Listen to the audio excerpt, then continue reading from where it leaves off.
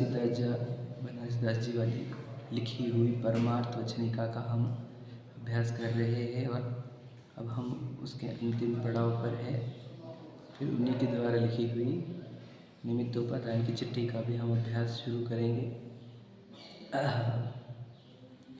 परमार्थ वचनिका का सारांश हमने ये देखा कि हम एक जीव द्रव्य है, हमारे असंख्यात प्रदेश है, असंख्यात प्रदेशों पर प्रत्येक प्रदेश पर अनंत कारमान वर्गणाएँ हैं। उन अनंत कारमान वर्गणाओं के अंदर अनंत कर्म परमाणु है।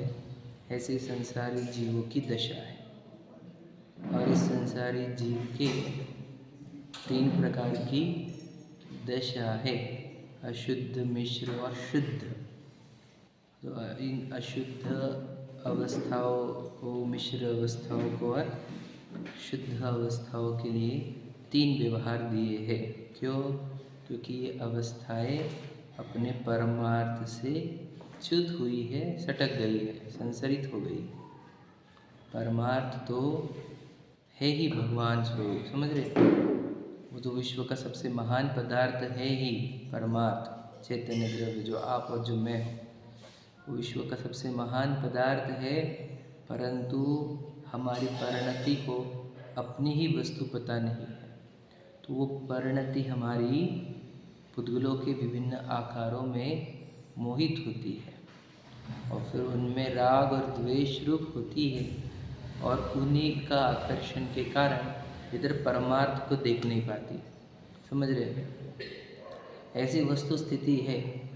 तो ये एक तरफ परमार्थ है और एक तरफ मिट्टी का साम्राज्य है ना, जड़ पदार्थों का। और हमें जड़ पदार्थों का ऐसा आकर्षण हुआ है कि हम परमार्थ की बात कितने लोग तो सुनते भी नहीं हैं, कितने लोग सुनना चाहते ही नहीं हैं। समझ रहे?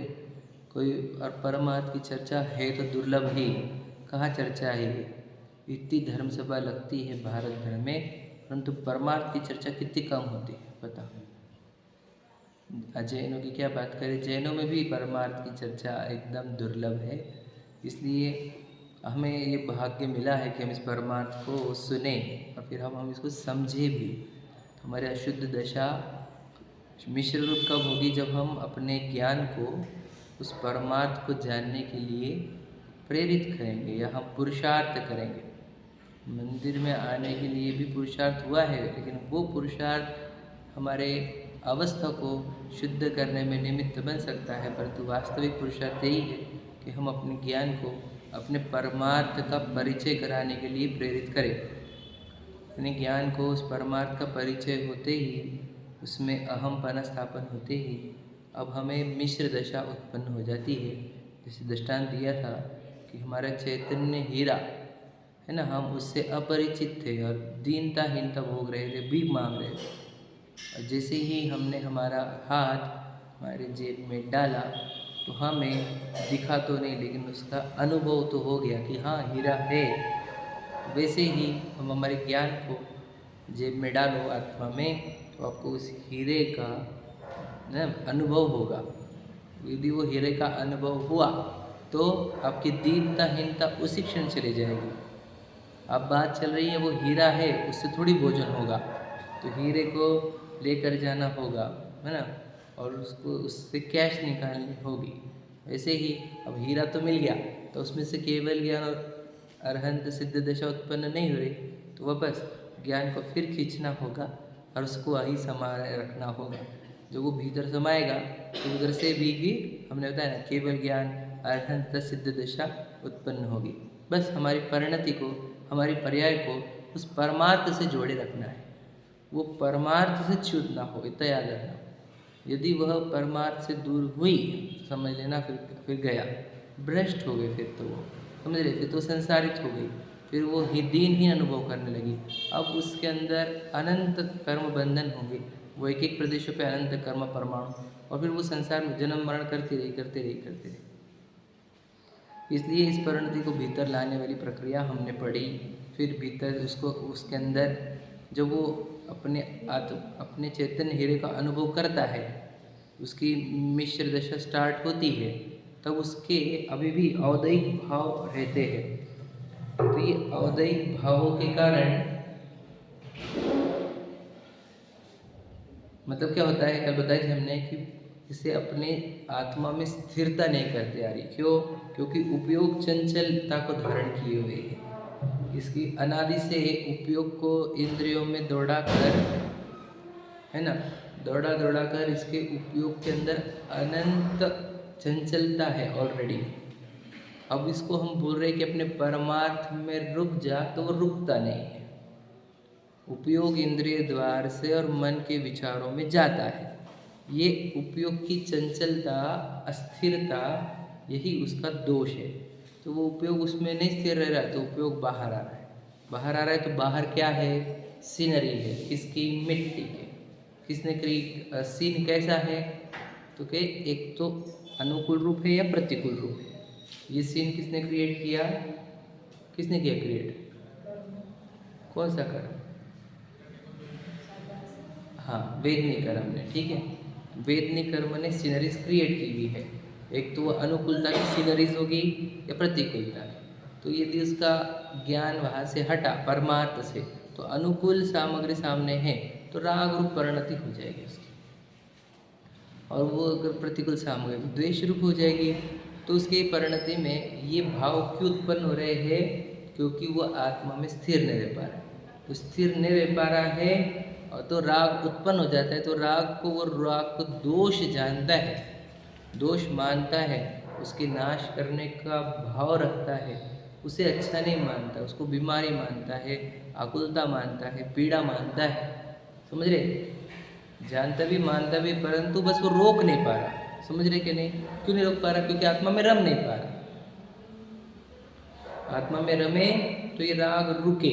समझ में है कि नहीं? तो राग ना हो पर वो रुक नहीं पा रहा, ये उसका दोष है। और वो जानता ही भी दोष को, तो उसके दोष होने से वो औदैहिक भाव उत्पन्न होते हैं, राग द्वेष उत्पन्न होते हैं। और फिर वो राग द्वेष उत्पन्न होने से वो अपने आप को बोलो मोक्ष मार्ग ही नहीं कहता, क्योंकि उसके अभी भी बोलो पर सत्तावलंबन चल रहा है, इसलिए वो अपने आप को मोक्ष मार्ग ही नहीं कहता। और जैसे जैसे उसके पर सत्तावलंबन घटेंगे, स्वसत्तावलंबन बढ़ेगा, तो उसके गुण स्थान बढ़ेंगे और फिर उसके तब वो अपने आप को मोक्ष मार्गी कहने की जरूरत ही नहीं, उसका जीवन बताएगा कि वो मोक्ष मार्गी है। समझ में आ रहा है ना? तो ये उसके पर सत्तावलंबनशील से स्वसत्तावलंबनशील होते हैं। तो इसमें औदैहिक भाव सबके अलग अलग रहते हैं। समझ में आएगा? कैसे होंगे? जिसके जैसे उदय होंगे पूर्व में, स्टॉक में जो है उदय से उदय आते रहेगा और वैसे वैसे उसके भाव दिखेंगे, है क्या नहीं? तो ऐसे भाव दिखते रहते हैं बहुत सारे। तो सबके अलग अलग भाव, औदैहिक भाव अलग है, केवलियों के भी अलग होते हैं, है क्या नहीं? ये भी बात हुई हमारी।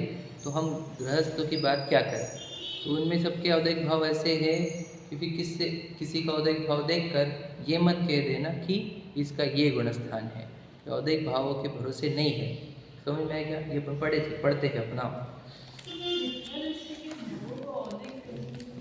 सबके भाव। किस जीव के कितने प्रकार के भाव है? एक मिनट, जीव के कितने प्रकार के भाव? 5। और फिर गृहस्थ कौन है? जीव है। कितने भाव रहेंगे उसके? आपको ये पूछना है कि उसको सम्यक तो नहीं होता, उसके भाव को औदैहिक क्यों कहना है, ऐसा बोल रहे हैं क्या?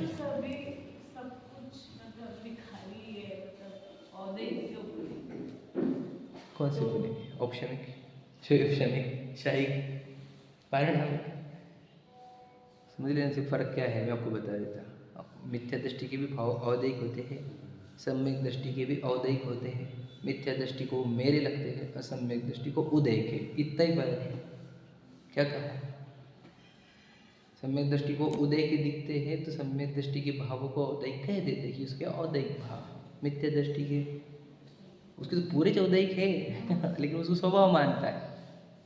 कर्म के उदय से वैतर के औदैहिक बन जाता है। कर्म के उदय का लक्ष्य करके, उदय से का अर्थ हम ये पकड़ लेते जनरली उदय ने कराया नहीं, उदय का लक्ष्य किया। बोला भी जाएगा कभी कर्णन की भाषा में कि कर्मों ने उदय कराया, क्रोध कराया, परंतु वो क्रोध कराया नहीं गया है। हमने उस पर प्रतिकूल परिस्थिति रूप देखा है हमने, तो क्रोध उत्पन्न हुआ है और उधर उदय आया। तो औदैहिक भाव मिथ्या दृष्टि के तो पूरे औदैहिक ही भाव रहेंगे, क्योंकि उसको कोई वो पुरुषार्थी है क्या? नहीं। हमने बताया था ना, जो पुरुषार्थी रहते हैं उनके कौन से भाव होते हैं, वो लोग उपशम क्षय क्षयोपशम वाले। और जो पुरुषार्थहीन होता है तो उदय, तो मिथ्या दृष्टि तो पुरुषार्थहीन ही है, तो उसको तो औदय की भाव चलेंगे। असम्यक दृष्टि को, उसको भी जब वो पुरुषार्थहीन होता है तो औदैहिक भाव चलते हैं। आप समझे क्या क्या कहा? सम्यक दृष्टि को पुरुषार्थ जब हीन होता है उसका, जब वो आत्मा में रम नहीं पाता तो पुरुषार्थहीन हुआ, तब औदैहिक भाव चल रहे हैं उसको। तो वही बात हो गई। सम्यक दृष्टि मिथ्या दृष्टि से भाव नहीं, सम्यक दृष्टि पुरुषार्थ करना चाहता है, हो नहीं रहा, तो इसलिए उसके औदैहिक भाव अलग है। हमने क्या बताया, वो अपने राग को बीमारी जानता है, वो अपने राग को दोष जानता है, वो उस राग की प्रीति रुचि नहीं करता, वो राग का राग नहीं करता, वो राग को हे रूप अबुद्धि कैसे रोग रूप देखकर उसके नाश के लिए उद्यमशील है, उसको अखरता है, वो उसको अखरता है और पीड़ा होती है उसकी, और लगता है खप छूटे। खटकती है राग आदि परिणति विकारी, खटकती उसको हर समय। अब हमारे को खटकती क्या बता, किसको खटक रहे हमारे ना, हमारे रागिश निकल खटकेगा, है क्या नहीं? मतलब जो राग होते भी है, राग दिखते भी नहीं, और खटकेगी, कहाँ की बात आ गई खटकने की, क्या कहा समझे?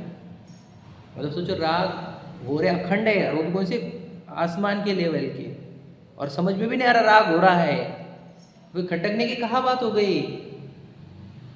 क्या कह रहा हो, समझ रहे क्या? सम्यक दृष्टि कोई राग खटकता है इसलिए उसका राग खत्म होता है, समझ रहे क्या नहीं? मिथ्या दृष्टि को राग खटकते थोड़ी, राग तो प्रिय होते हैं उसके, समझे कि नहीं समझे? चाहे विषयों का हो चाहे देव शास्त्र गुरु का हो, राग प्रिय ही होता है उसका। और मैं सम्यक दृष्टि का, उसको चाहे विषयों का हो चाहे देव शास्त्र गुरु का हो, सब राग खटकते हैं समझे क्या नहीं? कैसे समझेंगे हम इसको? अब खुद अंदर उतरो कितना ही समझ में आएगा। राग तो अच्छे होते ही नहीं, आकुलता रूप होते कि नहीं? बताया था किसी को बुरा करने की आकुलता है, बुरा होगा उदय से, तो बुरा करने की आकुलता हमारे को आ रही है। बुरा करना मतलब राग होता है, अप्रशस्त राग। रक्षा करने के भाव है, किसी का अच्छा करने के भाव चल रहे हैं, तो फिर वो भाव से भी अच्छा कब होगा, जब सामने वाले की उदय रहेगी। लेकिन हमारे को अच्छा करने के भाव आ रहे हैं, उससे क्या होगा, राग होगा, तो वो भी तो अकुलता रूप ही है ना, बदलने वाला ही है ना वो, समझ रहे क्या? धर्म धर्म बढ़े ऐसी भावना चल रही है हमारी, तो वो भी तो अकुलता रूप बढ़ेगा उतने जितना बढ़ने का, ठीक है? निरंतर आकुलता आकुलता आकुलता आकुलता चलती रहेगी, समझे, बढ़ाने की, वो बढ़ेगा उतना ही जितना बढ़ने का। तो दो प्रकार के राग होते हैं, तो धर्म बढ़ाने की, किसी का अच्छा करने की, ये प्रशस्त वाले, या फिर अप्रशस्त, क्या बुरा करने की, खुद का ही देखने की, पैसे बढ़ाओ, प्रॉपर्टी, भोग, तो ये दोनों राग आकुलता रूप होते हैं। समझ में आ गया क्या? तो ये सम्यक दृष्टि को तो राग आकुलता रूप दिखते हैं, राग उसको काले नाग जैसा दिखता है, जहर जैसे दिखता है, आग जैसा दिखता है, ये सम्यक दृष्टि। मिथ्या दृष्टि का दिखता, मिथ्या दृष्टि को ना आग दिखती, न जहर दिखता, न नाग दिखता, समझ में आया कि नहीं? उसको हर समय वह राग कैसा दिखता है, बता, स्वभाव दिखता है, तो ये मैं ही हूँ, राग को ही मैं बोलता है वो। बता, मेरे शुरुआत में मुझे राग समझने में इतना टाइम लगा, कितना टाइम, हम समझते हैं राग कहाँ है, राग समझता ही नहीं था राग है करके, कहाँ है राग, और बोल रही जिनवानी है ना। मेरे स्टार्ट के फेज में हमने तो सुमत जी के प्रवचन सुने थे, समझ में? पर्याय समझने में भी बहुत टाइम लग गया। पर्याय क्या होती है, पर्याय क्या होती है, खुद से समझने थी, और राग समझने में भी बहुत टाइम, राग को समझने में तो और टाइम लग गया। अभी भी समझता क्या, हमारे को पूछ लेना खुद को, किसको राग समझ में आता है, बताओ, अपने राग समझ में आते हैं हमारे को? दिन भर में दिखा राग, हाँ रूटीन बोले तो, अरे हम समझते नहीं कि वो कोई थर्ड पार्टी, कोई बीमारी चल रही है हमारे साथ, हाँ कहाँ हो रहा कुछ भी इसका कारण बताओ, बोलो कारण क्या बोलोगे, राग क्यों नहीं दिख रहा हमारे को? चलो कारण बताओ इसका, चलो सोचो। बिल्कुल सही बात है, ठीक है। अब वो राग होते हुए राग क्यों दिखने रहा, ये इसका देखो मैं बताता हूँ थोड़ा सा समझा। एक तो हमारे को मोटी बुद्धि है, हम किधर कौन से लेवल पर खेल रहे हैं, बॉडी के लेवल पर, ये हुआ नहीं, ये हुआ, फिर उधर जाना है, फिर ये करना है, फिर वो करना है, बॉडी के लेवल पे बातें कर रहे हैं, स्थूल बुद्धि एकदम। समझ में कि नहीं? अनंत परमाणु काम कर रहे हो, कुछ समझ में नहीं आ रहा है इसको। बुद्धि इतनी मोटी है, उसको लग रहा है कि मैं चला, फिर मैंने खाया, फिर वो हुआ, फिर वो हुआ, फिर उसने ये किया, फिर उसने वो किया। समझे नहीं? परमाणु खेल रहे पूरे, 6 तरह पे काम कर रहे हैं। बुद्धि सूक्ष्म है ही नहीं ना, मोटी बुद्धि। तो आपके अंदर जो जो रियल प्रॉब्लम है वो अंदर भावों में है। तो भावों में कौन से भाव चल रहे हैं मेरे? अब स्थूल बुद्धि उधर है, उधर ही इन्वॉल्व है, तो इस भावों के लेवल पर आता ही नहीं। भावों में भी, भावों की भी सूक्ष्मता चाहिए ना हमारे को। क्या कि देखो, ये राग भाव है और ये ज्ञान भाव है। इस सूक्ष्म कब होती बुद्धि? तीक्ष्ण जिन्वानी का तीक्ष्ण अभ्यास और एकांत में चिंतन, इससे होती बुद्धि सूक्ष्म। अब तुम ऐसे बैठे सुने सुनकर भी नहीं होगी तुम्हारी बुद्धि तीक्ष्ण होगी। करो पूरा उपयोग यहाँ पर रहेगा तो तीक्ष्णता से सुनोगे तो वो बिल्कुल मतलब परम पहले से बुद्धि छेनी क्रिएट होगी। तो फिर समझ में आएगा राग हो रहा है। अभी हमको पता सुनने का राग चल रहा है, समझ में भी तो भी आ रहा है। तो भावों में वो राग ट्रेस होना चाहिए हमारा, और गम्य दृष्टि को ट्रेस होता है, तो उसको दुखता भी हो कि देखते फालतू भाव है। समझ में आएगा? तो ये होता है सम्यक दृष्टि का जीव। समझ में? एक बात ये होता है कि सम्यक दृष्टि ऐसे होते हैं जिनको ये राग होते हैं और उनको अखरते हैं, बुरे लगते हैं, बीमारी लगती है, छोड़ने की भावना होती है। और मिथ्या दृष्टि को तो ये भाव बुरे लगते ही नहीं है, क्योंकि समझ में कहाँ है। और स्वभाव दिखे तो उनको दूर क्यों करेगा वो? मुझे बता, अशुभ भाव को छोड़ना चाहता है क्या? नहीं। शुभ भाव को छोड़ना चाह रहा है क्या? हम कुछ लोग होंगे अशुभ भाव छोड़ दिए, हम शुभ भाव को छोड़ दो, क्या फिर कौन रहूँगा मैं? पता ही नहीं ना, हमारी एंटिटी कोई अलग है। क्या पता है, बहुत दूर दिक्कत ये है, हम लोग को हमारी एंटिटी ही नहीं पता। समझ रहे ना? समझते चलो, हम आगे बढ़ते हैं। देखो, तीसरे पैराग्राफ पढ़ रहा हूँ मैं 355 पर, कंप्लीट करके आगे बढ़ना है। क्यों? इसलिए कि और गुणस्थानों की कौन बात चलाए, केवली के भी औदैहिक भावों की नाना प्रकार का जानना। केवली के भी क्या है? औदैहिक भावों की नाना प्रकार का। समझ रहे? केवलियों में ही उदय के अलग अलग प्रकार हैं। केवली के भी उदय औदैहिक भाव एक से नहीं होते। तो अब प्रश्न था ना आपका कि मिथ्या दृष्टि को भी औदैहिक भाव बोलेंगे, केवली के औदैहिक भाव बोल रहे हो, लो अब क्या करें? समझ रहे? केवली के भी औदैहिक भाव है। क्यों? उदय नहीं चल रहा उनको अघातिया का। समझ में है कि नहीं? तो अघातिया को उदय चलेगा तो थोड़ा सा औदैहिक भाव है, नहीं है तो फिर तो सिद्ध ही बोलो उनको। समझ रहे? ऐसा समझ केवली के औदैहिक भाव बोल रहे, एक से नहीं होते। केवली, किसी केवली को दंड कपाट रूप प्रक्रिया क्रिया का उदय होता है। एक दंड कपाट समझे क्या कह रहे थे? पता है क्या आपको? समुद्र घात के प्रकार है ना, दंड में सीधा हो जाता है, कपाट में चौड़ा होता है, समुद्र घात के प्रकार है। तो किसी की होता है, किसी की नहीं होता। जब केवली में भी उदय की नाना प्रकारता है, तब और गुणस्थानों की कौन बात चलाए। और गुणस्थानों में तो और उदय के फर्क पड़ेंगे सबके, समझ में? तो कितने वैरायटी में है मिथ्या दृष्टि के भाव की प्रकार, कितने कितने बता? अनंत अनंत अनंत बोला इतने। अच्छा, चतुर्थ वाले उसकी भी अनंत है। कैसे बताया? नहीं कुछ समझो, लोक प्रमाण असंख्या तो समझो आप, सबके उदय अलग अलग है, सबकी क्वांटिटी अंदर अंदर रॉ मटेरियल अलग है ना, तो उदय भी वैसे से आएंगे सबके अलग। अब समझ लीजिए वो कौन थी बाल निकाल लिए चिल्ला रहा है, चंदन बाल। सम्यक दृष्टि थे ऐसे बोलते जिन बारे मुझे नहीं पता है ना, वही बोले ना। अब देखो उसके साथ ये प्रसंग चल रहे हैं, अब कौन कर रहा है, अब भाव कैसे रहेंगे? उस टाइप के रहेंगे ना, उसी टाइप के। तो औदैहिक भाव कितने अलग अलग, सभी अलग अलग रहते सबके। वो महामत से है, आप विचार करो, बहुत सारे भाव फर्क रहता है। तुम भाव से मैच मत करना, देखो इनके भाव ऐसे, इनके भाव ऐसे, इनके ऐसे क्यों नहीं, इनके ऐसे क्यों नहीं, ऐसे इनके कुछ नहीं रहता है। सबके उदय का अलग है, समझ में है? और इसलिए सबके भाव में अलग है। जीव नाना कर्म नाना उदय नाना, बोले हमने नाना जी की बात थोड़ी चल रही है। नाना मतलब भिन्न भिन्न समझ में? सबके उदय भिन्न भिन्न है, भाव भिन्न भिन्न रहेंगे। समझ में? सम्यक दृष्टियों की तुम एक आधा भाव देखकर या एक आधी क्रिया देखकर ये मत बोलते नहीं सम्यक दृष्टि नहीं।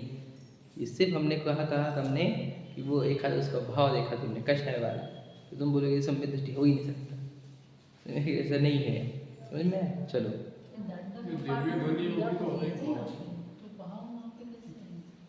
जब जब वो बाहर कुछ होता है तो भावों में कुछ ना कुछ है, एकदम बारीक हम नहीं समझ पाते, वो केवल ज्ञान गम में। मुझे 8वें 9वें भावों में क्या अंतर है? बता 8वें गुणस्थान और 9वें गुणस्थान में क्या अंतर है बताओ। कहाँ है, कहाँ दिखा तुम्हारे को? अब तुम बताओ ना, है क्या? तुम बता सकते हो, कोई दुनिया की ताकत बता सकते हो 8वें और 9वें में फ़र्क क्या है? बस वही है, ये तो सूक्ष्म है, वो हमारे लेवल की बात ही नहीं, वो तो समझ लेना है। भौतिक भाव है, हमने बताया ना, कल ही बताया था। और कितने अरहंत जिनके तो केवल दिव्य ध्वनि खिर रही नहीं, तीर्थंकरों की खिर रही, समझ में आएगा? तो फिर फर्क आया कि नहीं आया? तो ये फर्क होता है, मगर बात वो है ही नहीं केवलियों की, चर्चा का ही करनी है। सम्यक दृष्टि चौथे गुणस्थान वालों के अगर आपको औदैहिक भाव दिखे तो ये मत समझ लेना कैसे भाव क्यों, समझ में आया कि नहीं? दिक्कत कहाँ खड़ी होती है हमारी सबसे ज़्यादा? वहाँ पर ही, अरे यार हम खा ले रहे, वो भरत जी इतना सब कर ले रहे थे, यही प्रॉब्लम है ना हमारा। तुम बोलते मत कमाओ कमाओ, और भरत जी के देते थे, हर चीज़ में तुम लेके आते हो ना ये सब चीज़ें। अरे मत रो माँ बाप के लिए इतना, मत लो पत्नी के लिए, बोले वो 6-6 महीने लेके घूमे थे। तुम्हारा हर जगह उनके औदैहिक भाव दिखाकर तुम अपने मिथ्यात्व और कशा पुष्ट करते हो, ये वाली बात अच्छी नहीं है। यहाँ पर लिखा भी है नीचे, औदैहिक भाव उनके थे और वैरायटी रहती है औदैहिक भावों की, ये तुम्हारे स्वच्छंदता के लिए नहीं है, ये इसके लिए है कि भाई ऐसे जीव सम्यक दृष्टि जीव होंगे और उनके भावों में कुछ अलगपना रहेगा चौथे गुणस्थान में, उसको देखकर तुम धर्म मत छोड़ देना, ये है लॉजिक उसका। समझिए क्या कहना है? तुम किसी के औदैहिक भाव देखकर तुम धर्म मत छोड़ दो, तुम शिथिल मत हो जाओ, ये लॉजिक है उसके पीछे। और फिर हम धार्मिक जीवों के जीवन में कुछ विचित्रता देखकर तुम बोलोगे देखो यार इनका तो ऐसा है, तो तुम मत छोड़ देना, तुम कहीं के नहीं रहोगे फिर तो। वो तो अंदर कर ही रहा है धर्म, बाहर नहीं दिख रहा उसका, समझ में कि नहीं? तुम तो बाहर से भी गए ना, अंदर से भी गए, फिर क्या कहा समझे क्या? जैसे किसी का देख कर कुछ भाव मत बिगाड़ लेना भाई आपने, समझ में कि नहीं? अपने अंदर अपना धर्म बना रहना चाहिए पूरा, और किसी के देख कर नहीं, समझ में कि नहीं? हम तो खुद को ही चेक करें बस, मेरे अंदर हो रहा है कि नहीं, मेरे अंदर निश्चिंतता निकांक्षितता आई कि नहीं, मुझे मिट्टी दिखता कि नहीं, मुझे कोई चीज़ डुबाती कि नहीं, देखते रहो बस, समझ में कि नहीं? जब पूरा की पूरा मिट्टी दिखेगा, कुछ डुबाएगा नहीं, किसी का इंटरेस्ट बचेगा नहीं, हर चीज़ बोर लगने लग जाएगी, तत्व ज्ञान हो रहा है हमारा। फालतू ये सब चीज़ें सेंसलेस, समझे? उदय की विचित्रता है, किसी के पास ज़्यादा किसी के पास कम, क्या है ये जो दिख रहे हमारे को सब सामने ही सदा सदा वेदनी के शरीर है तुम्हारे, भीतर बीच बैठा हुआ जीव है, ऐसा देखते आना चाहिए हमारे, समझ में आएगा नहीं? जीव है जिसको कैसे कैसे उदय है, किसी को ये शरीर, किसी को ये शरीर, किसी को ये शरीर, किसी को ये शरीर, समझे कि नहीं? ये तो स्वांग के सामने रचा हुआ पिक्चर, भीतर तो पिक्चर अलग है पूरी, भावों की पिक्चर, समझे क्या? कुछ समझने की कोशिश करना बस, चलो बढ़ता हूँ आगे में। इसलिए औदैहिक भावों के भरोसे ज्ञान नहीं है, समझ में आएगा? लाइन क्या है? औदैहिक भावों के भरोसे ज्ञान नहीं है, ज्ञान स्वशक्ति प्रमाण है, मतलब किसी के औदैहिक भाव ज़्यादा हो तो उसका ज्ञान मिथ्या हो जाए, ऐसा नहीं है, समझ में है कि नहीं? किसी के औदैहिक भाव थोड़े मंद हो तो सम्यक दृष्टि हो जाए, ऐसा भी नहीं है, ज्ञान उसका ज़्यादा हो ऐसा भी नहीं है, समझ में एक बात बता रहे हो? स्वपर प्रकाशक ज्ञान की शक्ति और ज्ञायक प्रमाण ज्ञान, समझ में गए? स्वपर प्रकाशक ज्ञान की शक्ति, ज्ञायक प्रमाण ज्ञान, स्वरूपाचरण चारित्र रूप यथानुभव प्रमाण, यह ज्ञाता का सामर्थ्य बना है, ठीक है? उसकी क्या क्या ज्ञान की शक्ति कितनी? स्वपर प्रकाशक शक्ति, ज्ञान कितना? ज्ञायक प्रमाण है ना, चारित्र कितना? जितना अनुभव उतना, स्वरूपाचरण चारित्र, ये सम्यक दृष्टि की शक्तियाँ है, या ये उसका सामर्थ्य है, समझ में आएगी? तो क्या कर रहा है अंदर वो बता रहे, थोड़ा टेक्निकल है लेकिन सर हम ज़्यादा उसमें उलझे नहीं, समझाने ये सम्यक दृष्टि क्या करता है, अपने ज्ञान से अपने वस्तु का अनुभव करते रहता है, जैसे समय मिला जैसे उसके वो भाव मंद सीधा भीतर जाके उसका अनुभव कर लेता है, समझे? स्वपर फिर उसको स्वपर भी अच्छे से दिखता है, अच्छे से सब संयोग है, पर रूप है, इधर जानने वाला मैं, स्वपर उसका ज्ञान हो जाता है, अनुभव कर करके अपने आत्मा का अनुभव कर करके, और पर पदार्थ पर दिखने लग जाते, स्व पदार्थ स्व दिखने लग जाता है, और फिर बार बार अनुभव करके, समझ रहे? जितनी बार अनुभव करेगा उतना उसका चारित्र प्रकट होगा, यह ज्ञाता के जीवन है, ठीक है? आगे इन बातों का विवरण कहाँ तक लिखे, कहाँ तक कहे? वचनातीत, इंद्रियातीत, ज्ञानातीत है समझ रहे? अब हमें दृष्टि ऐसा क्यों? वे वचनों के पार है ये ऐसा। ये दूसरा कि इंद्रिया तेरी इंद्रिया नहीं समझ पाएंगे इसको कि भरत जी ऐसे कैसे भोग करते हुए, समझ में है कि नहीं? तेरी इंद्रिय ट्रेस नहीं कर पाएंगी भरत जी का जीवन, समझ में आएगा नहीं। और ज्ञानाती, समझ तेरे ज्ञान में भी नहीं आएगा इसका, समझ रहे कि नहीं, कि वो दिख रहे भोगों में लगे हुए और वो अंतरात्मा उनका मोक्ष मार के चल रहा है, तेरे ज्ञान में आने की सामर्थ्य नहीं। तो समझ में आएगा ये बहुत, देखो ज्ञानातीत है इसलिए यह विचार बहुत क्या लिखे, कैसे लिखे हम शब्दों में इसको, समझ में आएगा। मतलब चतुर्थ गुण स्थान को समझाने में समर्थ नहीं कोई भी, और लिख कर बताओ, टोडरमल जी लिखने वाले थे वो भी इनकम्प्लीट रहेगा वो लिखे थे हम ज्ञाता का जीवन कैसे रहता है, हम लिखेंगे आगे, रहेगा इनकम्प्लीट, समझ में आएगा नहीं। देखो जो ज्ञाता होगा वह थोड़ा ही लिखा बहुत करके समझेगा क्या कहे, जो ज्ञाता है वो तो समझ जाएगा इसमें से वो क्या बोल रहे हैं, तो लिखा थोड़ा है वो पूरा पूरा समझ जाएगा वो, समझ में आएगा नहीं। और अज्ञानी होगा वह चिट्ठी सुनेगा सही परंतु समझेगा नहीं, सुनेगा सही समझेगा नहीं, समझ में आएगा नहीं, सीधी बात है। इस बस खुद मतलब हम कह रहे हैं वर्ड है ज्ञाता, हम ज्ञाता है क्या, अगर हम खुद को मैं ज्ञाता देखता हूँ तो कुछ समझ में आएगी, और हम ज्ञाता नहीं है, हम तो विशाल है ना, पुरुष है स्त्री है, तो हमें थोड़ी समझ में आने की चिट्ठी है, इस चिट्ठी नहीं समझ में आने की। यह वचनिका जो कि त्यो सुमति प्रमाण केवली वचनानुसारी है। देखो दो वर्ड कितने गजब के, एक सुमति प्रमाण, मेरी जितनी मति हुई है सु वाली यानी अच्छी मति जो हुई है मेरी उसके अनुसार, और अनुसार किसका किया है हमने, केवली वचन, हमने हमारे मन का नहीं बोला, ये केवली वचन का अनुसरण करके हमारी मति में जितना सुमति बनाया है उसके अनुसार लिखी है, समझेगा नहीं, हमारे मन का ठोका नहीं, हमने क्लियर लिख रहे वो केवली वचनानुसारी है, समझ में आ गया, पूरे केवली के वचन का अनुसरण करके लिखा है, ठीक है। जो इसे सुनेगा समझेगा श्रद्धेगा उसे कल्याणकारी है, बाद में भाग्य प्रमाण जिसके भाग्य में है वो उसी का कल्याण होगा, इस समझ में है कि नहीं। आपके को भाग्यवान व्यक्ति भविष्य क्या प्रॉपर्टी, उसको नहीं बोलते भाग्य प्रमाण, कैसे पागल लोग तो मिट्टी जमा हो इसको भाग्य थोड़ी बोलते, ये तो मिट्टी जिसकी दृष्टि में है उसको लगता है कि मिट्टी जमा होना भाग्य, यदि नहीं वचन कान पर पड़ जाना, आत्मा की बात, मोह से दूर होने की बात, क्या कहें हम, ये मिट्टी है ये समझ में आ जाना, ये महाभाग्य होता है। सोचो यहाँ पर मैंने इतनी मिट्टी जमा करी और बाद में मिट्टी में जन्मा हो एक इंद्रिय, क्या है वो, इसको कैसे हम के लिए भाग्य, मतलब सोचो खरबों की प्रॉपर्टियाँ है और बाद में एक इंद्रिय में जा रहा है, उसको हम भाग्य बोलेंगे, कि क्या क्या भाग्य हुए, क्या भाग्य, यहाँ पर राजपाट करते हुए बैठा है, समझ में, और फिर एक ही इंद्रिय में जा रहा है, कैसे भाग्य बोलेंगे उसको। और कुछ उसके बाद सिर्फ एक इंद्रिय में गया ऐसा नहीं है, अनंत भव इसके बाद, तो ये भाग्य कहाँ से आया, भाग्य की परिभाषा क्या होती है, भाग्य की परिभाषा ये होती है कि जिसको भी जन्म मरण करने से बाहर निकलने का रास्ता मिल गया, जिसको देह पराई दिखने लग गई रियलिटी में, ये होता है भाग्य। जिसको ये भ्रम से बाहर आने का रास्ता मिल गया, इल्यूजन से बाहर आने का रियलिटी मिल गई जिसको, वो भाग्यवान होता है। कुछ लोग नहीं आते इस बात, देखो हम समझते भाग्य लगता भैया, इतना इतना परम कोटि का भाग्य लगता है इसको, सबके बस की बात थोड़ी, इतने इतने प्योर भाग्य लेने के लिए भी बोले सिंहनी के दूध को पीने के लिए स्वर्ण का पात्र चाहिए, ये सिंह नहीं मतलब जिनवानी है, ये केवल ज्ञान से निकली हुई बातें है। जो पीता है उसका मोह नाश होता है, जो पीता है उसका अज्ञान भ्रम अज्ञान समझ रहे, दोष कषाय सब नाश होते हैं इससे। तो ये पीने वाले तो बड़े पावन पवित्र जीव होने चाहिए, इसलिए सबकी बस की बात नहीं, भाग्य होगा उससे की बात में आएगी, इसका भाग्य। भाग्य मतलब कोई लिखने वाला विधाता नहीं है भाग्य का, इस जीव ने अगर पुरुषार्थ करके मुक्ति की भावना भाई होगी और जिसकी मुक्ति निकट आई होगी, ऐसे जीवों के बस उसके ही भाग्य में उसके जीवन में ये वचन आएंगे, समझे क्या नहीं।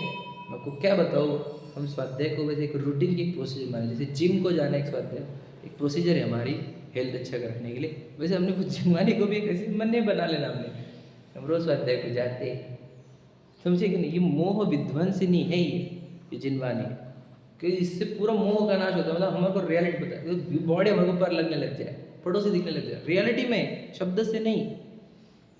ये खाता है तो हमें लगना चाहिए मैं तो दिखा रहा है, ये शरीर खा रहा है, दिखना चाहिए, बोलते हुए दिखना चाहिए। मैं थोड़ी बोल रहा हूँ, मैं थोड़ी बोलता था, मुझे बस हाथ न पैर न जबान न आवाज़ का है कि क्या, तो ये पराया दिखने लग जाए हमारे को, समझ में है क्या नहीं। ये सब संयोग झूठे लगने लग जाए, ये सब छूटने वाले ये लगने लग जाए, हमें इससे भिन्न हो ये लगने लग जाए, तो हमारा मोह विध्वंस हुआ। ये मिलता है वो, समझ में, इसको कहते हैं भाग्य। सोचो, जन्म मरण करने पड़ रहे, वाह रे वाह भाग्य, कितनी मिट्टी हमारे पास, अब मिट्टी दिखती नहीं ना किसी को, और भाग्य बोल रहे हैं। और सोचो, जिनवानी पढ़ने वाली भी उनको भाग्यवान कहा था, किनको? धनवानों को। तुम कैसी पढ़ी जिनवानी तुमने? धनवानों के सामने गिड़गिड़ाना और उनको अच्छा मानना अपने से, अरे क्या पढ़ा तुमने जिनवानी को? भाग्यवान? अरे वो तो खूब भाग्यवान है जिनको जिनवानी पढ़ने को मिल रही, वो हमारे से थोड़ी कोई लेवल में है मैच करते। ये उनको हीनता से देखने की बात नहीं, लेकिन गिड़गिड़ाना नहीं चाहिए किसी के सामने। मतलब धनवानों के सामने तुम आगे पीछे घूम रहे, क्या फालतू बना है, तुमको भी समझा ही नहीं कि भाग्य क्या होता है। पूछ लेना, चक्रवर्ती से भी ज़्यादा पुण्य लगता है इसको सुनने के लिए। समझ में आया कि बहुत भाग्य से मिलती है। मैं आपको क्या बताऊँ, इधर चक्रवर्ती बना और ये सुनने को मिलना, क्या ज़्यादा, किसको ज़्यादा भाग्य लगता है? पूछ लेना किसी को, समझदारों को पूछ लेना। ये सुनने को मिलना एक महाभाग्य है। भाग्य की बात है इसलिए बताया, बहुत भाग्य हमारे अच्छे, हम पढ़ रहे सुन रहे इतने अच्छे से। बहुत भाग्यवान जीवों का लक्षण है ये, जिनके निकट है मुक्ति, जिनको मुंह से बाहर आने का, वो सुनते इसको। समझ में है कि नहीं? सबने सुनते, देख लेना कितने लोग हैं शहर में भी, ये भारत में भी। समझ में है कि नहीं? सबके बस की बात है ये। तुम तुम्हारी बातों को अच्छा ही बोलोगे, मुझे बताना तू कि जो सबसे महंगी चीज़ें रहती है वो कम लोगों के पास रहती है ना। अब पैसे कमाने वाले तो कितने की दुनिया में अवेलेबल, तेरे जैसे तो हजारों लाखों है, हमारे जैसे बता। प्रतिदिन स्वाध्याय करने वाले, मुक्ति कमा, हमें बता, जन्म मरण का नाश हमारा निकट दिखता, हमारे तुझे तो दिखता क्या? इस भूमि चमक जा तू जितना चमकने का है। सचिन जी क्लाइन बोलते हैं, those who well known on the earth are less known on less known in heaven, those who are less known in the earth are well known in the heaven. ऐसा वो कहीं का प्रोवर्ब है, वो बोलते हैं। मतलब यहाँ का तुम्हारा बड़ापना वहाँ कुछ काउंट नहीं करता कर्मों के अपेक्षा से, और यहाँ का हीनपना वो भी काउंट नहीं करता। तुम अच्छे हो सकते हो, यहाँ पर तुम धनवान से होकर अगर तुम तत्व ज्ञान से रहित हो तो तुम्हें कुछ हालत सब वो निगो दिया, और वो जो विमानवासी होता है, समझ में नहीं, कहते चे थावर तन धरे, और वो तो वैमानिक देव एक इंद्रिय बन रहा है। तुम क्या समझ में आया तुम्हारा? वो एक इंद्रिय बन रहा है। देव एक इंद्रिय भया, समझ रहे कि नहीं? उत्तम हुआ, चांडाल हुआ, भूप कीड़ों में गया, क्या जीतव्य जौवन धन गुमान, कहा करे जल बुदबुदा। अरे ये ऐसा टप हुआ कि उठ जाता है भुग्गा। किसका घमंड कर रहे हो? मान के शक्ली दिखा नहीं है। जीतव्य जौवन धन गुमान, कहा करे जल बुदबुदा, समझ रहे कि नहीं? वो भाग्य नहीं है, भाग्य ये है जो हमारे सामने। ठीक, चलो अब अपना आगे बल पढ़ते हैं। उपादान निमित्त की चिट्ठी। आज एक दिन है हमारे पास, कल एक दिन है, तो लगता नहीं मेरे कभी कैपेसिटी नहीं हमारे, फिर भी ट्राई करेंगे अपन कंप्लीट करें, क्योंकि हमारे को भी उसके बाद हमारे को समय सार अनुशीलन चालू करना है। अब 24 से बोलो या 25 से बोलो, हम चालू करेंगे, है ना, समय सार अनुशीलन। चलो, उपादान निमित्त की चिट्ठी कंप्लीट करना है। प्रथम ही कोई पूछता है कि निमित्त क्या, उपादान क्या। ठीक है, अब ये वाला ऐसा निमित्त उपादान नहीं जो हमने आज तक सुना, ये अलग है थोड़ा सा, वो वाला नहीं है, ये कंसेप्ट अलग है थोड़ा सा। देखो, एक द्वैधिक निमित्त तो संयोग रूप कारण, डेफिनेशन देखो, निमित्त को क्या लिखा, संयोग रूप कारण। मतलब संयोग का अर्थ क्या, संयोग शब्द का अर्थ समझना, समयोग। समयोग का अर्थ क्या होता है मैं और बता देता हूँ। अभी देखो, दो चीज़ें एक साथ आना वर्किंग में, इसको कहते हैं सम, इक्वल, योग। एक ऐसे शब्द है खराब वाला, समझ रहे, वो उसको भी वो भी यूज होता है। देखो पर अभी समझा रहा हूँ, सम योग, साथ में योग आना, योग मतलब वर्किंग, योग मतलब वर्किंग, समझे, परिणमन। तो जहाँ पे कोई चीज़ें एक साथ आके वर्किंग करे तो उसको कहते हैं संयोग। आप समझ में आए? और वियोग का था, अब इनके योग अलग अलग हो गए, अभी अलग अलग वर्किंग करेंगे, समझा क्या? संयोग वियोग समझ में आ रहा है वर्ड? ये वर्ड को देखो, मैं तो शब्दों का अच्छे से समझना चालू करो, वो साइंस निकल जाता है उसमें से, विज्ञान उसी में से निकल जाता है। शब्द कितने गजब के हैं, संयोग कहा है, संयोग का समझ लेना, इसका योग कुछ दिन साथ में है, इसका योग पक्का है, समझ में आए? तो जो संयोग, देखो निमित्त तो संयोग रूप कारण, मतलब साथ में जमा हो गए, तो उसको कहते हैं निमित्त। साथ में एक वर्किंग करने लग गए तो उनको निमित्त कह देते, क्योंकि संयोग हुआ है, साथ में आए हैं, योग साथ में आया है। उपादान वस्तु की सहशक्ति, उपादान क्या है? वस्तु की खुद की शक्ति। निमित्त क्या? साथ में वर्किंग। समझ में आ गया? उपादान क्या? खुद की वर्किंग, और निमित्त साथ में एक जैसी वर्किंग। लॉजिक समझा क्या? मैंने मेरे इंग्लिश वर्ड यूज किया ताकि पूरा इजी हो जाए। बोलो क्या था? उपादान मतलब सेल्फ वर्किंग, समझ में? Self working. और इक्वल क्या कहें? इक्वल भी नहीं कहेंगे हम, सिमेट्रिकल वर्किंग। निमित्त मतलब क्या? समझ में? साथ में ही काम कर रहे हैं, एक जैसा, साइमल्टेनियस बोल देंगे हम, साइमल्टेनियस बोलेंगे तो साइमल्टेनियस वर्किंग वो हो जाएगी निमित्त, और सेल्फ वर्किंग हो गई उपादान। समझ में आ गया? ठीक है, देखो अब उसका विवरण। एक द्रव्यार्थिक निमित्त उपादान और एक पर्यार्थिक निमित्त उपादान। देखो उन्होंने नया कंसेप्ट, एक द्रव्यार्थिक उपादान है और एक निमित्तिक उपादान है, निमित्त उपादान। ठीक, पर्यार्थिक, एक द्रव्यार्थिक निमित्त उपादान है, पर्यार्थिक निमित्त उपादान। ठीक, उसका विवरण अब देखो, 3 बात हो गया इसका विवरण। द्रव्यार्थिक निमित्त उपादान गुण भेद कल्पना, पर्यार्थिक निमित्त उपादान प्रयोग कल्पना, उसकी चौभंगी। देखो क्या कह रहे हैं? अब द्रव्यार्थिक निमित्त उपादान क्या करना? एक ही द्रव्य के अंदर लेके आने का, एक द्रव्य के अंदर, और पर्यार्थिक उपादान में 2 द्रव्य लेने के, ऐसा उनका बोलना है। समझ में आया? वर्ड क्या है? निमित्त उपादान गुण भेद कल्पना। कौन सा? नहीं, द्रव्यार्थिक निमित्त उपादान को क्या कहा उन्होंने? गुण भेद कल्पना। और पर्यार्थिक निमित्त आयत में प्रयोग, प्रयोग समझ में? दूसरे किसी का योग जब आ जाएगा तो वो पर्यार्थिक निमित्त उपादान है। सोच मैं आपको क्या बता रहा हूँ, यहाँ पर क्या बोलना चाह रहे हो? 2 द्रव्य के बीच को आप निमित्त उपादान कह रहे हो, तो पर्यार्थिक नहीं, बेसिक चीजें बात हुई कि कुमार ने घड़ा बनाया क्या बनाया। हम कह रहे हैं घड़े के अंदर, मिट्टी के अंदर जो गुण है, उन 2 गुणों के अंदर भी निमित्त नैमित्तिक संबंध बनाए। मतलब वहां पर भी जो अपना काम कर रहा है ना, एक गुण वो अपना काम कर रहा, उसको बाजू वाला गुण भी सहायक नहीं है। मतलब सोचो क्या बोल रहे हैं, कितनी गजब की बात है।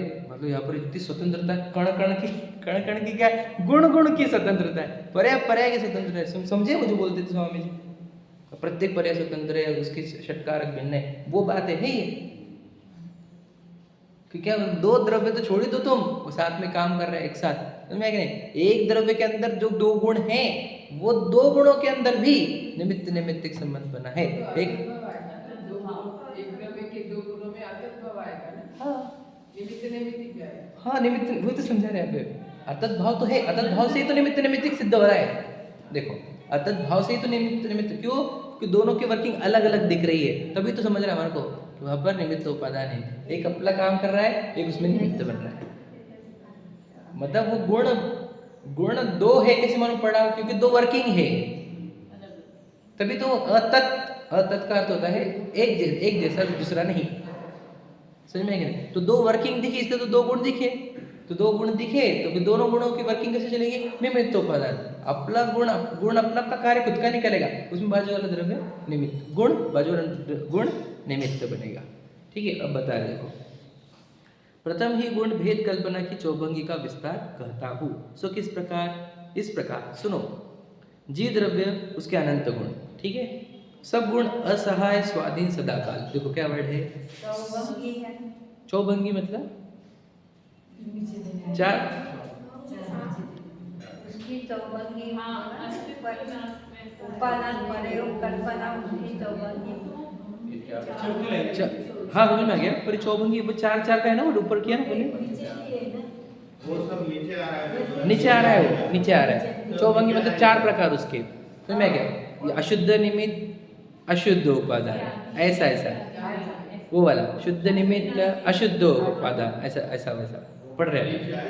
नीचे आ गया। हाँ, नहीं मैं बोल रहा हूँ ऊपर कुछ दिया है चौभंगी के बारे में, नहीं है। ठीक है, देखो मैं वो पूछे बाद मैं भी कंफ्यूज हो गया कि यार क्या हुआ आज नहीं है ना, पढ़ा हूँ। देखो, सो किस प्रकार? सुनो।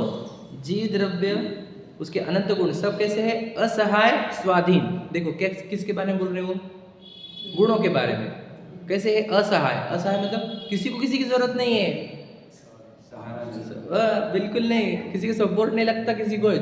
असहाय, असहाय का मतलब हम कहते बेचारा, बेचारा नहीं, स्वाधीन इसलिए होगा असहाय का अर्थ बेचारा नहीं, स्वाधीन, सेल्फ डिपेंडेंट, सब सेल्फ मेड, समझे, सेल्फ कंट्रोल्ड, समझ में, स्वतंत्र, हाँ, सेल्फ इंडिपेंडेंट, ठीक है, अलग अलग शब्द लगाओ। उनमें दो गुण प्रधान मुख्य स्थापित किए। कौन से दो गुण? देखो कौन से? तो ये ज्ञान और चारित्र, वो तो पिछले इसमें भी लिया तुमने ज्ञान चारित्र, यहाँ पर भी ले रहे हैं, ठीक है, पढ़ेंगे आप। एक तो जीव का ज्ञान गुण, दूसरा जीव का चारित्र। अभी अपन पढ़ के आए ना, अभी पिछले इसमें चिट्ठी में था ना कि वो सम्यक दृष्टि के ज्ञान और चारित्र अलग अलग रहते हैं आवधिक भावों के अनुसार, गुणस्थान में, हाँ वो वाले। देखो ये दोनों गुण शुद्ध रूप भाव जानने, अशुद्ध रूप भी जानने, यथा योग्य स्थानक मानने। मतलब क्या? ये दो गुण शुद्ध रूप भी रहते हैं, अशुद्ध रूप भी रहते हैं। समझ में आया क्या? ये बात समझा रही हूँ। मतलब क्या? शुद्ध रूप भाव जानने, अशुद्ध रूप भाव भी जानने, और यथा योग्य स्थानक, मतलब जैसे जैसे गुण स्थान होगा वैसे वैसे ही शुद्ध अशुद्ध रहेंगे, ठीक है। उसका विवरण, इन दोनों की गति न्यारी न्यारी, मतलब समझ में आएंगे? गति न्यारी हो गया, जैसा ज्ञान चाहेगा वैसे चारित्र जाएगा, ऐसा जरूरी नहीं। दोनों की गति न्यारी न्यारी, समझ में आएंगे? दोनों एक जैसे चलेंगे जरूरी नहीं। देखो न्यारी न्यारी, जाति न्यारी, शक्ति न्यारी न्यारी, जाति न्यारी न्यारी, सत्ता न्यारी न्यारी। देखो सत्ता न्यारी न्यारी का किसके बारे में? एक द्रव्य के दो गुण के बारे में। तुम दो द्रव्य में निमित्त निमित्त किसके बैठा रहे हो? अरे हमारे दो गुणों में नहीं बैठे। क्या कह रहा है? दो गुणों की गति, शक्ति, जाति न्यारी, तो दो द्रव्य की कहाँ मैच होती है? कण कण की स्वतंत्रता जो शब्द है ना, हमने कहा जैनिज्म को एक शब्द बोले स्वतंत्र, बस जो स्वतंत्रता बताया है वो जैनिज्म। कितनी स्वतंत्रता, दो गुणों के अंदर भी कोई कनेक्शन नहीं चलते, इतना इम्पोर्टेंट। मतलब ज्ञान गुण चारित्र गुण को चेंज नहीं कर रहा, हम तो दुनिया को चेंज करने निकले। क्या कह रहे समझे क्या? ज्ञान गुण चारित्र गुण में भी एक दूसरे का बस नहीं चलता, वो लिखा है, तो हम दुनिया को चेंज करने निकले। समझ में आया क्या नहीं? तुम तुम्हारे ज्ञान से चारित्र गुण को बदल के ला। हम बोलते नाथीनाथ जी ने अपने ज्ञान गुण से चारित्र गुण को क्यों नहीं चेंज किया? 1300 लाख पूर्व तक क्यों नहीं चेंज किया? विचार करो जरा, भगवान महावीर को 12 साल क्यों लग गए? समझ में आया क्या नहीं? विचार करो, आप समझना हो स्वतंत्रता क्या रहती है, वो समझना होगी हमें। देखो उसका विवरण, ज्ञान गुण की तो ज्ञान अज्ञान रूप गति, दो होती गति ज्ञान की। कौन सी? ज्ञान रूप अज्ञान रूप। सीधी बात है, ज्ञान अज्ञान दो शब्द तो पसंद है हमारे को बचपन से, है ना।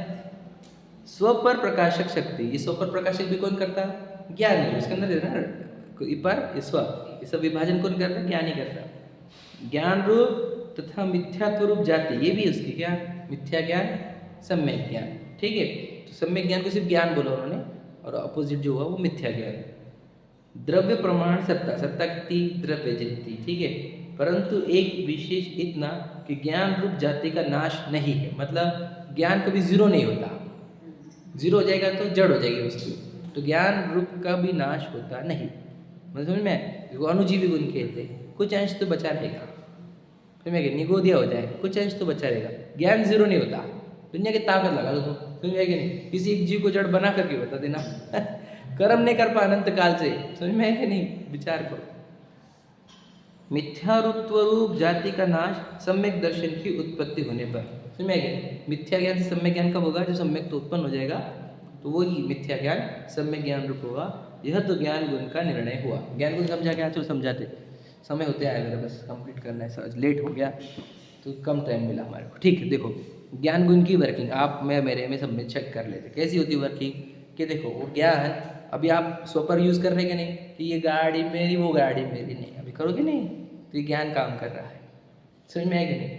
और फिर उसके अंदर देखो, अब हम बोल रहे कि बताओ कि ये, अब हम पूछे उसको कि बताओ इसका मेटल कौन सा है, तो आप बोल नहीं पाओगे, कि बोलेगा स्टील बोलेगा, कोई एल्यूमिनियम बोलेगा, कोई कुछ बोलेगा, मिक्स बोलेगा, लॉय। तो ये इस ज्ञान और अज्ञान रूप स्थिति इसकी, बहुत सारी चीज़ों का नॉलेज ना, आप लोग ने मालूम क्या है, समझ में कि नहीं? तो ज्ञान और अज्ञान रूप स्थिति उसकी, ठीक है। और फिर मिथ्या और सम्यक रूप भी क्या? कि देखो ये घर गाड़ी बंगले मेरे, ये अज्ञान रूप स्थिति है, मिथ्या रूप, समझे कि नहीं? अज्ञान नहीं, मिथ्या रूप। अज्ञान मतलब क्या? ये किसका है पूछा और आपको बोले कि नहीं पता नहीं यार क्या किसका है, वो अज्ञान रूप स्थिति हुई, समझा? और ये समझ ले घर गाड़ी बंगले है तो नहीं छपने, तो छोड़ के जाते हो, और फिर भी उसको मेरा जान रहे, ये मिथ्या रूप ज्ञान की स्थिति, समझा क्या? एक अज्ञान रूप अलग है और मिथ्या ज्ञान रूप अलग है। पता नहीं होना वो अज्ञान की स्थिति है, और गलत ही जान रहा है वो मिथ्यात्व रूप स्थिति है, मिथ्या ज्ञान रूप स्थिति है। समझ में? और सम्यक तो जब हो जाता है, जैसे मुझे पता चला मैं तो चेतन है, ये मिट्टी सब, तो फिर मेरा वही मिथ्या ज्ञान अब सम्यक ज्ञान रूप हो जाता है। वो मिट्टी घर गाड़ी बंगले को पराया जानने लग जाता है, मिट्टी है सब। समझ में है कि नहीं? अब सुन मेरा ये ज्ञान की स्थिति समझे, ज्ञान गुण को समझा, अब चारित्र गुण को समझते हैं। ठीक है, अब देखो, अब चारित्र गुण का विवरण करते हैं। देखो उसका दो स्थिति होती है, संक्लेश विशुद्धि, खत्म। संक्लेश विशुद्धि, स्थिरता अस्थिरता, मंद तीव्र, द्रव्य प्रमाण सत्ता। समझ में आ गया? बस इसके विवरण देखो।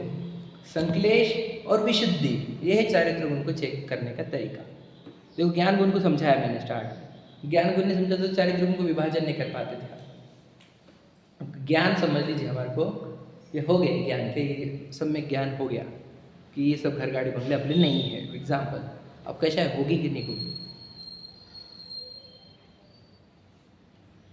कि घर पे कोई अटैक कर रहा है, पत्नी बच्चे को अटैक कर रहा है, तो कैसा नहीं होगा हमारा? बता, तो अलग चीज़ है कि नहीं? अलग है ना पूरी तरह वो पार्ट। तो संक्लेश विशुद्धि वाला पार्ट वो चारित्र का काम है। समझ में आया? सम्यक दृष्टि जीव है तो उसको संक्लेश विशुद्धि होती कि नहीं होती? क्या लगता है आपको? मुझे तो सीता के लिए युद्ध करने को गए, ऐसे चले गए वो, चलो एंटरटेनमेंट के लिए कुछ तो भी देखते हैं, नया क्या आता है। ऐसे थोड़ी संक्लेश हुआ, नहीं हुआ। 3 कशा कोट जपड़ी जितना कशा, संक्लेश नहीं हुआ, संक्लेश हुआ। और सम्यक दृष्टि न हो तो अरे हाँ, वही तो कह रहे, वो चारित्र गुण अलग है, ज्ञान गुण अलग है। ये समझना होगा, ये प्रॉब्लम आती है ना हमारे को, वही सोल्यूशन है इसका। ठीक है, फिर स्थिरता अस्थिरता रूप शक्ति, मतलब वही हमें जो पता है, टिकता ही नहीं है। इसको कितना बोल रहे हैं, टिक टिक टिक, तो टिक रहा ही नहीं, भाग जाता है। अब सोचो हम बोल रहे हैं, मैं सच बताओ आपको, एग्जाम्पल हमारे में से कोई सम्यक दृष्टि है, वो मानते हैं कि मेरा ज्ञान मेरे अंदर रह गया ना, तो कोई दुखी नहीं दुनिया का, बाहर दिखना ही नहीं उससे मिट्टी सब। बोल रहा है अपने ज्ञान को, रुक जा भाई, रुक जा, फिर रुक जा, फिर क्या प्रॉब्लम है, क्यों रुक रहा नहीं? तो चारित्र गुण नहीं, अस्थिरता उसका काम है, स्थिर हो मुंगाने में। समझे क्या? वो अस्थिर है। तो सोचो मैं आपको बोल रहा हूँ कि भगवान महावीर को स्थिर करने में 12 साल लगे। सम्यक ज्ञान था क्या नहीं जन्म से? सम्यक दर्शन था क्या नहीं था? चारित्र को क्यों नहीं बोले? क्या कह रहे, समझ रहे? लॉजिक समझ रहे क्या भरत जी? बोलो बोलो बोलो, कैसे रोक पा रहे उसको, स्थिर कर पा रहे थे उपयोग को अपने ज्ञान में? जबकि उन्होंने ऋषभदेव को देखा था करके स्थिर करके केवल ज्ञानी हो गए। बाहुबली भगवान स्थिर हो गए। इनको मालूम नहीं था कंसेप्ट क्या करना है अपने को। कंसेप्ट पता होते हुए भी, ज्ञान पूरा होते हुए भी, स्थिरता वाला चैप्टर अलग ही है पूरा। समझे क्या? ये समझना होगा, 2 डिफरेंट वर्किंग है ये। हमारे आत्मा के अंदर 2 डिफरेंट वर्किंग होती है, ज्ञान वाली और एक चारित्र वाली। हम सूक्ष्म अभ्यासी नहीं थे ना, तो हमको एक लगता था वो। समझ में कि नहीं? जब सूक्ष्म अभ्यासी बन रहे हैं तो समझो आप 2 डिफरेंट वर्किंग है वहां पर। अगर 2 डिफरेंट वर्किंग नहीं रहती तो हम पूछते सभी तीर्थंकर का, इतने दिन लगने ही नहीं चाहिए थे। भगवान महावीर को 12 साल क्यों लगाए तुमने? पूछ रहे हम। ऋषभदेव तो सर्वा सिद्धि से आए थे और 33 सागर तक तत्व चर्चा करके आए थे, और 83 लाख पूर्व लग रहा है उनको दीक्षा लेने में। शायद सम्यक दृष्टि थी ना, को तो पवित्र जीव थे एकदम ऋषभदेव। तो समझ रहे कितने महान थे पूर्व से ही। तो मुझे बताओ किस गजब का जीव 83 लाख पूर्व तक रह रहा, तो क्या अड़ रही बात है बताओ भला। ज्ञान गुण और चारित्र गुण बिल्कुल अलग अलग काम करते। समझ में आ रहा है ना आपको? ये बात समझनी होगी आपको, नहीं तो तुम कभी मिस्ट्री सॉल्व नहीं कर पाओगे। सम्यक दृष्टि हो गया तो चौथा और पांचवा गुण समझेगा ही नहीं कभी तुम।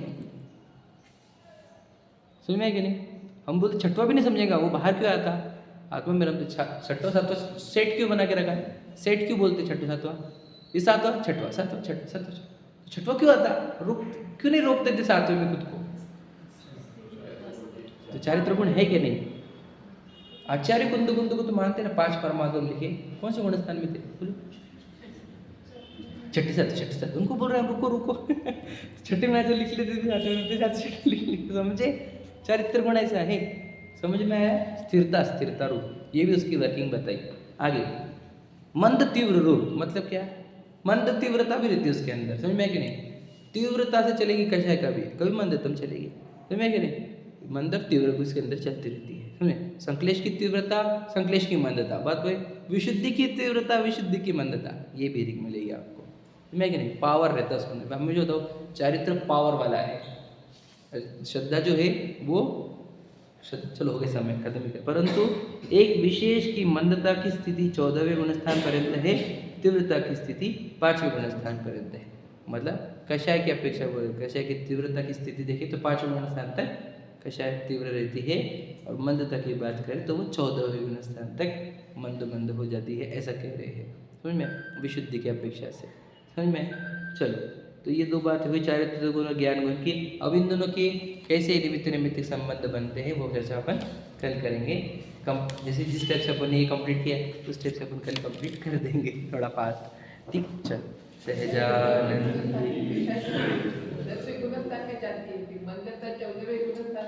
हम पता है 10वें के बाद भी चारित्र को पूर्णता नहीं कही गई है, आपको पता है? चारित्र की पूर्णता 14वें के अंत में कही गई है, अब पढ़ेंगे अगर गहराई से तो चारित्र को पूर्ण 11वें में 12वें में नहीं कहा, 14वें के अंत में, मतलब 14वें तक अशुद्ध चारित्र कहा गया है। हाँ हाँ बताओ फिर का दोष है, वही तो कह रहा हूँ मैं, 14 चारित्र की शुद्धि 14वें के अंत में, समझ में क्या? ये है अच्छी बात। नहीं तो फिर हम पूछे ना, फिर वो शुद्ध पूर्ण होगा, कर्म खेल रहे हैं, ऐसे कैसे चलेगा? बहुत बारीक है, बारीक है, बहुत सूक्ष्म, तो चारित्र दोष वहाँ तक है 14वें तक, ठीक है? चलो सहजानंदी शुद्ध स्वरूपी अविनाशी हूँ।